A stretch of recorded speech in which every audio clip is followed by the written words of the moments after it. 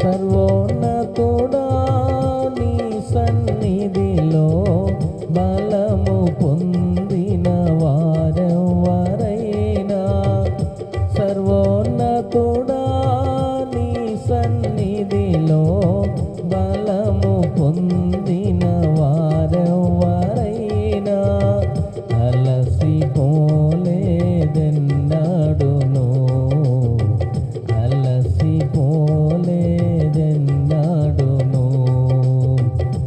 ఏమని వర్ణింతు నీ కృపను, ఏరులై పారెను నా గుండెలోన.